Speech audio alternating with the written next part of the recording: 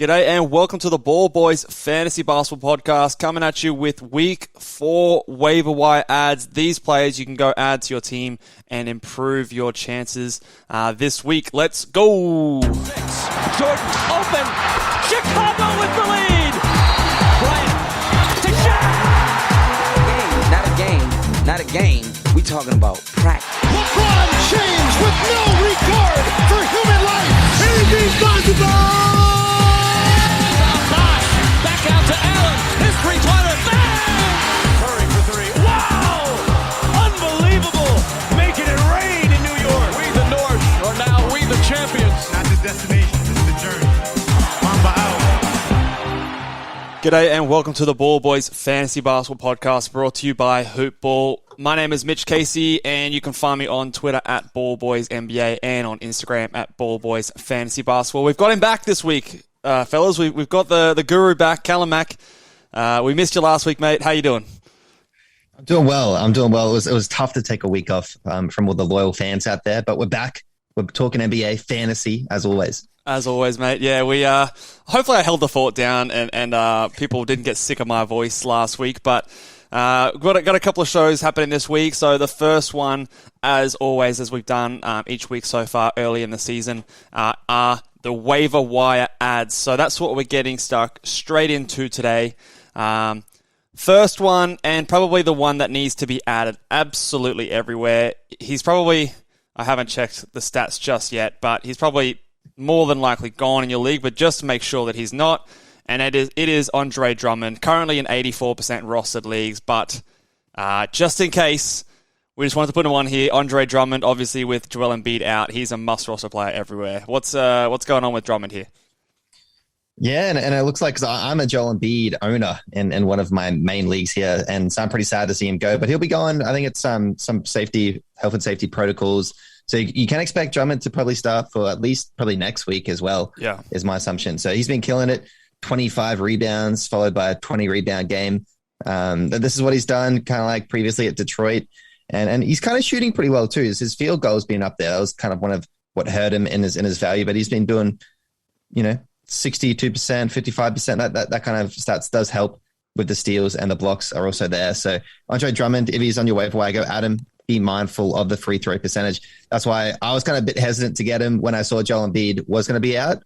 I decided not to get him. I regret that now because it hasn't been drastic enough to completely affect your team because he hasn't been attempting many. Yeah. He's not the focal point of the offense like what he was in Detroit. Probably for a good reason, but yeah, I think obviously you still need to be aware of the free throw percentage, but he's not taking anywhere near attempts, and you just you can't leave 25 rebounds on the waiver wire, no matter what you punt build really, because 25 rebounds from a single player in a single game just shifts the tide so much that you can probably turn that weakness into a strength, at least for this week when Embiid is out, and then you can ditch him after. If you're in a roto league, I would be just hanging him on for the entire season, basically as a handcuff. You can just store him on the bench, and then when Embiid's out, plug him in. A lot of people who have roto teams have probably already done that, but he's a great handcuff player to have with Joel Embiid. He was the obvious one. Let's move on to a few of the other ones. I'm not going to label these as sort of 10-team or 12-team ads today. We will have a deep league ad section later on, but these guys are all sort of in the mix depending on the categories you need, I think. So we'll talk through a few of them. The first one I'm going to talk about is George Niang for the 76ers again.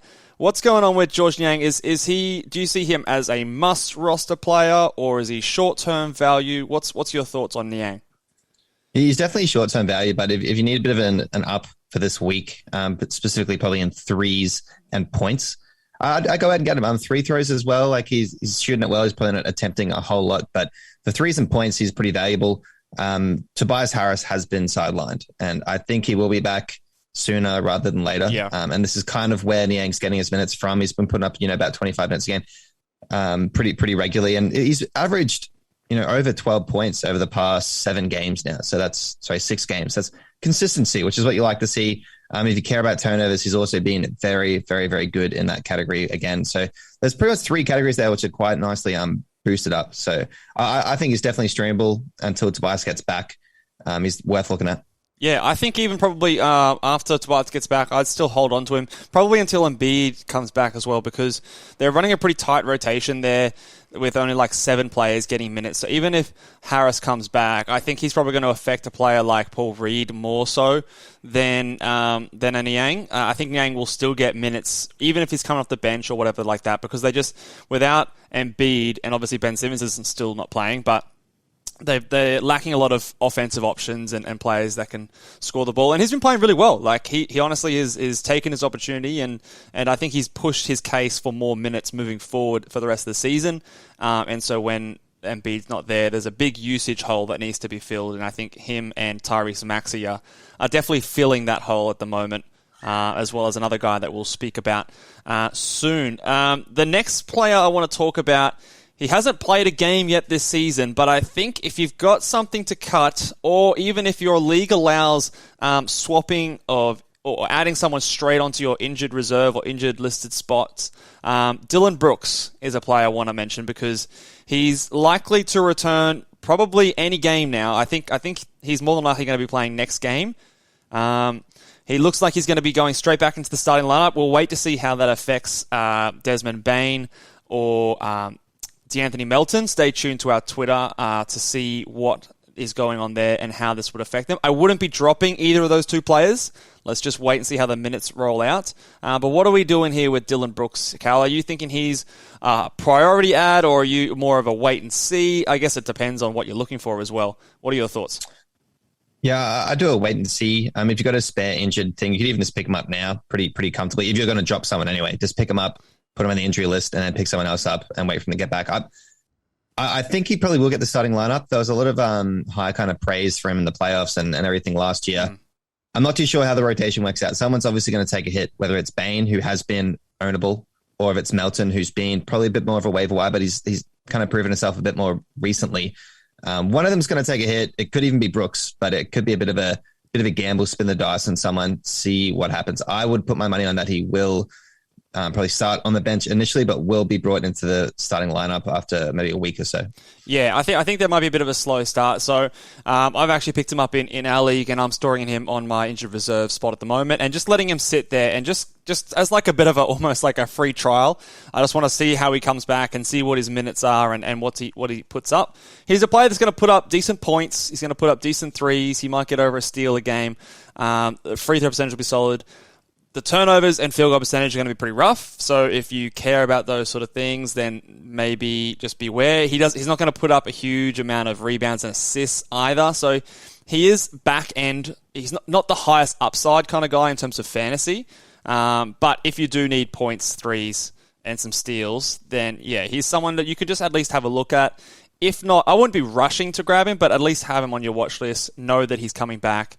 And those other guys, just be aware that he's coming back. I will mention, though, Callum, DeAnthony Melton's the 62nd ranked player, so I think it's a little bit better than a waiver wire level talent there.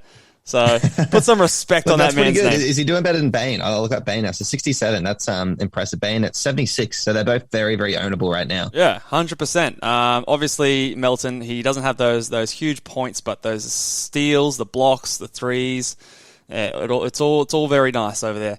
All right, let's move. Blocks up to 0.9 for DeAnthony Melton now. It's getting up there. And that's legit, man. He can block shots.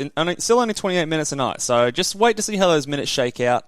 It could even be more of a Kyle Anderson taking less minutes. And we've obviously seen them go smaller as well, with a bit of less Steven Adams out on the court recently. So lots to still play out in that Memphis rotation. Don't be too quick to react. Let's talk about another. We've got a lot of 76ers on the list at the moment because they're short-handed. Danny Green is back from a short absence. He came off the bench last game, but I think he might return to the starting lineup sooner rather than later. I think they were just being cautious with his, I think it was a hamstring that he had. He's been putting up solid numbers, nothing too flashy, but if you need someone just to give you those 111 numbers, steals, blocks, threes, he is going to rank very well, low turnovers. But obviously, the upside is very limited. Probably better suited to deeper leagues, or if you just need someone real solid just to plug and play. Especially on a low-volume week where they're playing on sort of low-volume days this week as a streamer. What are your thoughts on Danny Green? Yeah, I think he's addable in like a punt assist build. or a punt points build. Just because he gives you the 3-pointers, the steals, and the blocks. They're there. Steals have been really good so far as well. He's going to get minutes. He doesn't hurt you too much in field goal just because he doesn't shoot a whole lot. So look, I think he's worth owning for now, just because he'll get minutes. He will get the defensive stats. That's what he's there for. That's why you get him.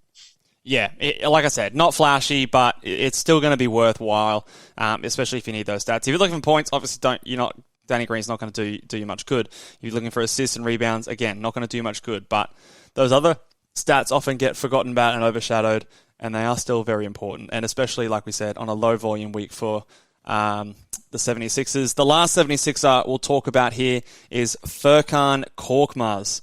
Obviously had a brutal day from the field today. What did he shoot? Like 1 of 18 or something like that? I'll have to just quickly fact check that one. But he shot 11%. So. Yes, there you go.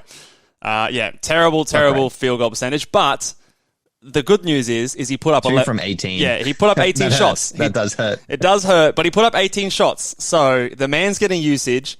He's going to chuck the ball up, and like we said with a few of those other guys, there's a low amount of talent on this team right now. So again, a bit of a streamer for points and threes. Good free throw percentage. He's not going to be that awful most nights. He's getting lots of minutes. I still think he is someone you can stream at least for short-term value if you need those categories. Yeah, I totally agree. You look at his minutes. He played 45 minutes tonight, which is pretty wild. 40 minutes the night before, 32, 26. If you ignore the 5-point game, this shocker he had today, he was putting up great stats. 19 points, 25 points, 11, 15. There is consistency there. And with a lot of 3-pointers, he had a 7 3-point game and a 5 3-point game. And it's gotten a bit cold now, but I think he'll bounce back. So, who would you rather, Niang or Korkmaz? I feel like I probably would go Korkmaz. I would go Korkmaz. Yeah. He's so Niang's rostered in 32% and Korkmaz is rostered in 43%. So, look, I'm on the Niang side.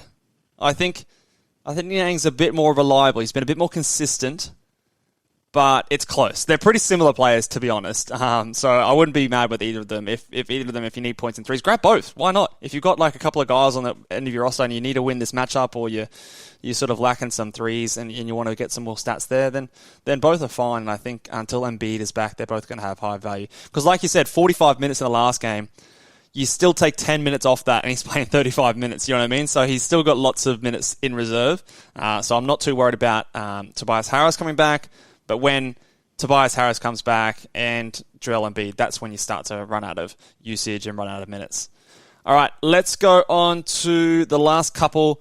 Let's talk about LaMarcus Aldridge. We've been wondering what's going on with the center situation over there in Brooklyn. It looks like Aldridge has sort of emerged himself as the winner of this trio between him, Griffin, and Claxton, who's obviously injured at the moment. Also, Paul Millsap, who's just a bit of a ghost of himself. Are we adding Aldridge in 12-team leagues? How deep or how shallow do you think we should be adding LaMarcus? I think definitely in 12-team leagues and consider it in a 10-team league if he fits your build, because he's getting like pretty good blocks as well, like points, blocks, field goal. He's a big that can hit free throws as well. That should be understated, so it doesn't really hurt you there. I think he's worth owning. Especially in a 12 league. If you're a 12 league guy, I'd be going to pick this guy up because he can even hit the odd 3.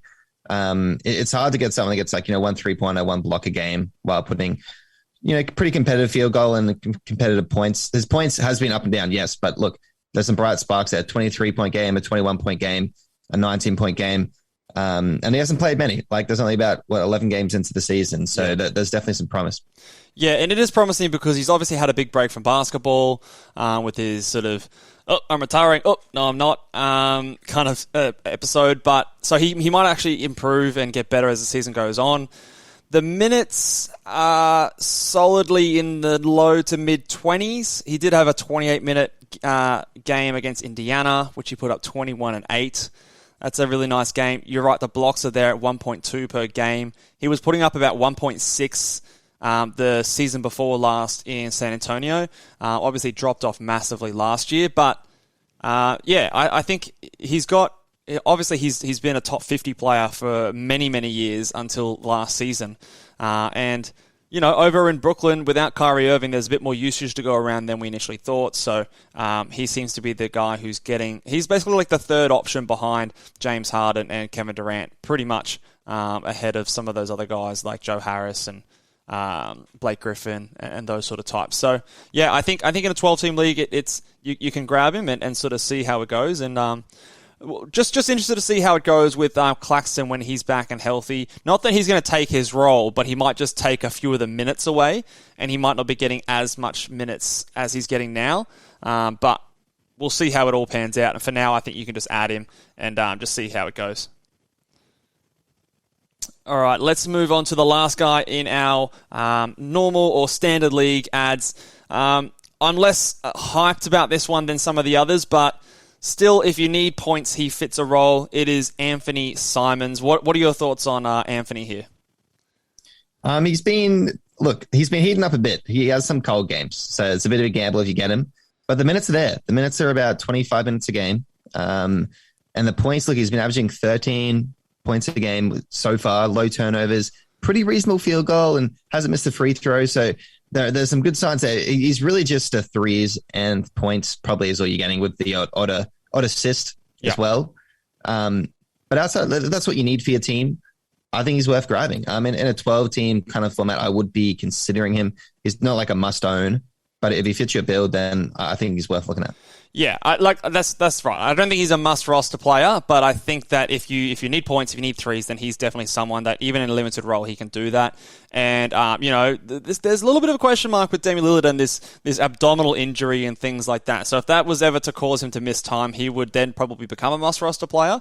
I just wouldn't be expecting your steals or rebounds, not too many assists either, really. He's a bucket getter, and that's what he's going to do. And if that's what you need, then I think he's fine to add in that situation. I'd probably prefer the Philadelphia 76er guys over him, just because there's that security of a role right now, more minutes at the moment. Would you agree with that, or are they a bit more even in your eyes? Well, I'd say in terms of waiver wire guys, you probably are looking more short term. So yes, I would agree. Yeah. Long term, I think Simmons is probably more sustainable in terms of what he's putting up over the course of the season. Yeah, I also think there's not much upside though, so that's why I sort of like with all these guys, there's not that much upside, so I am just sort of targeting short term, and then I'll move on to the next guy when something else happens. All right, last section here for these waiver wire ads. We're going to some deep league ads. You guys have been requesting a bit of this in some of our podcasts, so we're coming at you with a few deep league ads. The first one I want to highlight is it's a guy with a lot of upside. He's got opportunity right now. It might die off really quickly, but if it works, it will work big, and that is Paul Reed. He's a per minute stat monster, basically. However, he's someone that doesn't get on the court as much, and it doesn't look like Coach Rivers really likes him. He's been hesitant to play him more than sort of 24 minutes a night, but obviously with the injuries, Joel Embiid being out for COVID reasons, I think Paul Reed is worth a gamble, and just to see how it all shakes out. I'm interested to see what happens when Harris comes back, but I still think it's worthwhile just adding him and seeing what happens. Yeah, I agree. I think especially what you just pointed on, just pick him up for now, see what happens when Tobias gets back. He's there for the defensive stats. Yeah. He really hunts blocks. He had a 9-minute game where he got 2 blocks, so he's chasing them. He's going after them. The game he played today, he got 3 steals with 2 blocks. So there is some positive stats there. So in deep leagues, that could swing either of those categories. Yeah. So for that reason, the minutes are there for now anyway. So he is a good kind of short-term potential steal block, bit of rebounds kind of contributor. Yeah, decent rebounds. The field goal percentage will be solid as well. He's not going to hurt you anywhere. Like the turnovers won't be super high. I don't think he's going to be taking many free throws. He can hit a 3 here and there, although I wouldn't count on it too much. He's a pretty solid across the board with good defensive stats kind of guy. And if the minutes are going to be there, he's going to put them up. The next guy I want to throw out there is Cameron Payne, who obviously lit the world up in the playoffs last year. I'm a big fan of Cameron Payne. I think he is an excellent backup point guard and could even start for a few NBA teams. He was out for a little while with an injury, but he came back And in his second game back, put up 24 points, 4 rebounds, 3 assists, a steal, and 4 threes in 22 minutes. So he's someone that they're obviously trying to be conservative with Chris Paul. He's an older guy. So they're going to give him a bit of a leash off the bench, and I think he's a decent per-minute guy from the guard position. And in deeper leagues, I think you could do a lot worse than adding Cameron Payne, who's only rostered in 5% of leagues. Yeah, I totally agree. Yeah, that big game, 24 points, 4 rebounds, 3 assists, really good field goal, about 64%. Didn't miss a free throw, 4 threes. If you owned him for that game, you obviously would have had a nice little buffer for someone who is obviously on the lower end of waiver wires and in terms of rankings. So he definitely is a deeper league ad. But for the reason you touched on, look, Chris Paul's there. You could even just own him for a bit of a flyer in terms of there probably will be some resting games. Like, well, you can't rule it out. Chris Paul last season could be a bit of an anomaly in terms of he has had to go out for injury a lot in years previous. He's been very healthy the last 2 seasons, and his luck is maybe going to run out at some point. So yeah. So and if that happens, to anyone out there, like, you should definitely snatch Cameron Payne up in the instance that Chris Paul does go down. He definitely should be swiped up instantly. Yeah, 100%. He's a good handcuff for Chris Paul if you're in a roto league, a deeper roto league, and definitely someone, if I'm in sort of like 16 plus sort of leagues, team leagues, I'd be having Cameron Payne on my roster because he can go off even in limited minutes, as we saw here. The last guy for the deeper leagues, and this is maybe a little bit of a stash, but there's a bit of an opportunity now. Obviously, we had that. Quickly, I want to know your take because you're a Miami Heat fan. But what's your reaction on the Nikola Jokic and Markieff Morris debacle? What did you see this?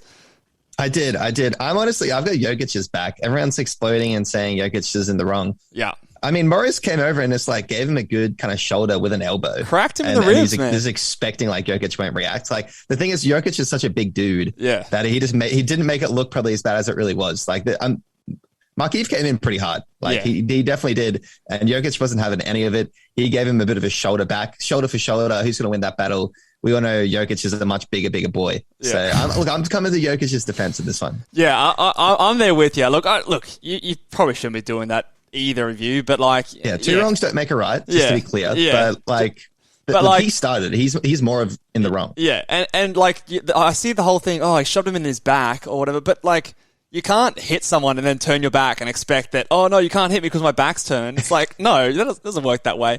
But anyway, I hate all that fake tough guy NBA stuff, and then Jimmy Butler saying he's going to fight him in the parking lot. It's just, give me a break. Meet me out back. No one's fighting in the NBA. You're all just going to get fined, and you're not going to do that. So anyway, just a bit of a side story there. But Bones Highland, obviously you've got Jokic suspended for a game. You've got Michael Porter Jr. out for the foreseeable future, whatever the fuck that means, from Malone.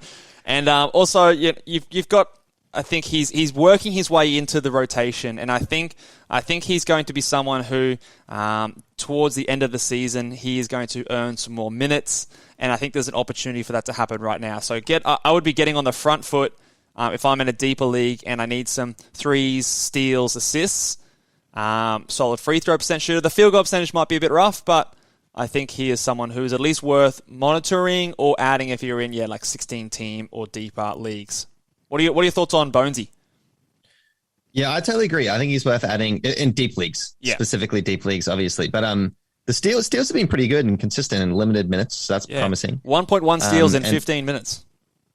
Yeah, like that in 15 minutes. Yeah, that is pretty wild. Yeah. And he was kind of tearing up in pre-league and stuff like that. So there are definitely some promise there. And with Michael Porter Jr. out, there definitely is some usage to go around. So he'll have a few more shots. So I think it is deep leagues, go for him.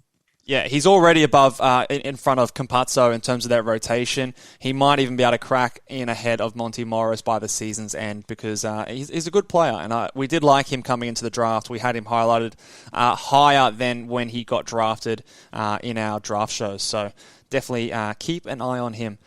But that'll do it for us today, guys. Make sure you like the video if you're watching along YouTube. Give us a 5-star rating. Remember, with those 5-star ratings, head over to the show title, not onto this podcast episode, go over to the show title and do your rating there. It would be much appreciated.